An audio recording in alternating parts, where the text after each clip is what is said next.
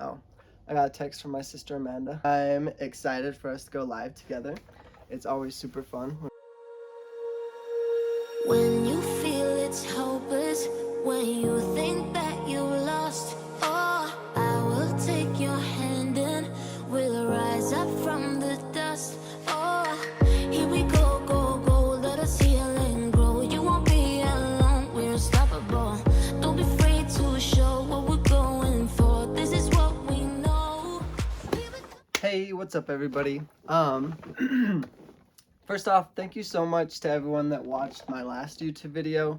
It was actually really fun doing the premiere feature that YouTube has, because it kind of like has a countdown to when it gets posted, and there was like 10 people there right as it got posted, and I was there too, kind of replying to comments, and so we got to talk to each other during the right when it premiered and when it first got posted, I guess. And it was a lot of fun. Only 10 people, but that was great. We had really good chats with each other. It was just fun kind of having, like, being there with people watching it for the first time and having a group of us to watch it. It felt really cool. I don't know, I liked it.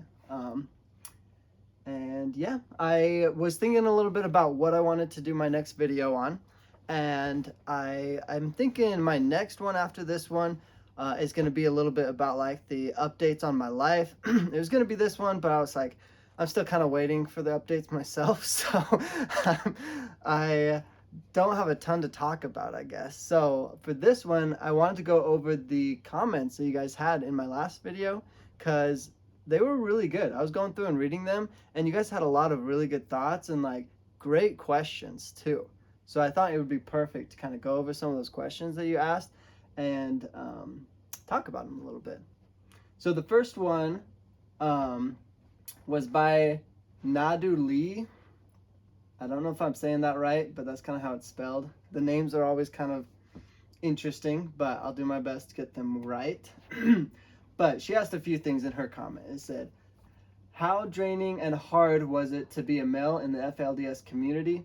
Did you have a set of rules that you had to follow like the women had in the order to be like a good wife?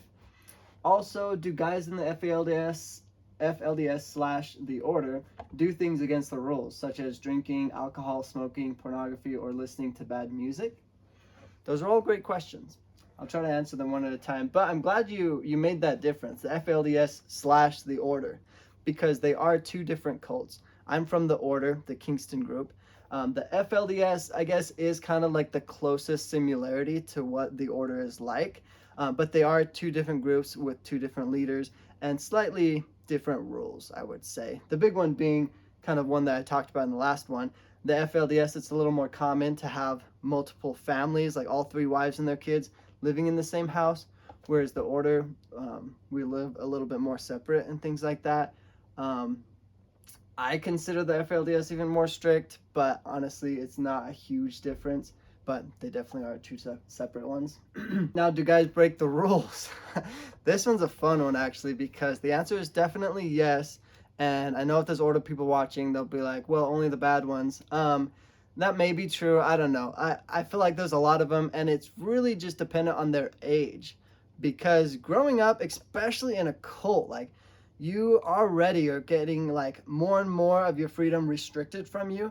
And I feel like in those teenage years, you just have to explode a little bit. You got to like do things that make you feel excited and like get that adrenaline rush.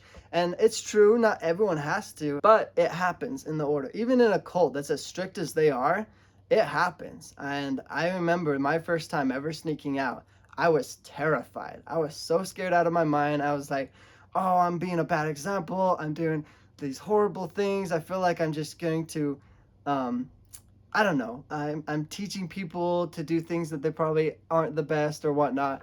But I did it. And I remember sneaking out, and I was first just with me and my friends until we heard about other groups that were sneaking out, other order members that were sneaking out. And some of them were our same age. And I was actually one of the first ones in my friend group to get a car. And so they had asked me to like pick them up, and we drive around the city and like go to some of the outskirts places and like do bonfires and just stuff like that. Nothing too crazy. I've heard of some of the other people that would sneak out. doing like really crazy things, like stealing things from Walmart, or like there was one story that was told about a group of them took a big old tractor tire and they like put it in the back of a truck and drove it up on the mountainside, and then they just rolled it out of the back of the truck and down the hill and just watched it roll and just go and just like crash into whatever it hit at the bottom of the hill. So that was pretty crazy. They would oftentimes do fireworks. Even my friends and I, we would do fireworks because we loved fire, man. Anything that we could burn. I don't know why, but we did a lot of bonfires and things like that. For a lot of the other specific things, I like for drinking and alcohol, that definitely happened. I remember running into some people that was doing that, and some of the groups that were sneaking out and doing that. But me and my friends, we always tried to avoid that. I remember we were like, we're sneaking out, but we're still going to be like responsible about it. We're still going to be good, because I did feel guilty. I was like, I want to go and have fun. I want to get that adrenaline rush, but I don't want to be a bad person. I really want to be a good person so bad. And so I would still sneak out, but I would tell myself not to go sneak out with girls ever, or not to ever go places where there's alcohol or smoking or anything like that, just because I thought that I wanted to be good so bad. And I thought that those things were so bad. Like, though, like it even, I don't even know how to fully explain it, but like, I remember thinking in the order, I was like, okay, I can forgive someone who smokes. I can forgive someone who drinks alcohol. I can even forgive someone that does drugs. But if someone breaks the law of chastity, I will never talk to them. Like, that was the worst of the worst. Like, oh my goodness. I don't know why I thought that way, but I just remember like feeling like that was the ultimate sin. Like, you can't do worse than that. It was just the worst. And I think that's why growing up I was always so scared of girls, because it was just kind of like, I don't know, just such a foreign thing. And it was ingrained in me that you just do not do that. You don't even think about that stuff. Like, it is just, you never do. Just stay as far away from it as possible. Boys whirl, girls drill. Things like that. All of growing up. For listening to bad music, though, this was one that I definitely did not care about. I remember listening to bad music was kind of like my getaway. I loved listening to Hollywood Undead and Fall Out Boy and Radiohead, all those bands that would just make me just leave this world and take all my frustration and just let me headbang it out, kind of. I'm not that into that intense of music anymore, because I don't feel like I need that much of an outlet like I did when I was in the order. So anyways, thank you so much for that comment. Those are some great questions. I hope I answered them well. Awesome. Next, we have one by Kiri, Noe. I'm not sure how to pronounce that. But they said, I grew up in the LDS church and always wanted to marry a returned missionary. But I then had an amazing roommate that mentioned that we shouldn't want the title, but the qualities of a returned missionary. I am now married to a wonderful man who converted to the church in 2013 and didn't serve a mission, and I would not change anything. And I think that's awesome. It's so important to look at the actual attributes of the people. It doesn't matter what other people might say about you, what other titles you have, or labels that people put on you. It's way more important to focus on who they actually are and what type of character they have, you know? So that's awesome. I'm really happy for you. I'm glad you're happily married. That's really cool. Thanks for the comment. Next, we have Flicker Fade. I just want to share this one because it's short, simple, and just, I like it. He just says, you're a good dude, my dude. I like that. Thank you, Flicker Fade. That's a good comment. Next, we have Cassidy Nichols -DeHill. As a girl that grew up LDS, you are drilled as a young woman that your husband has to be a returned missionary.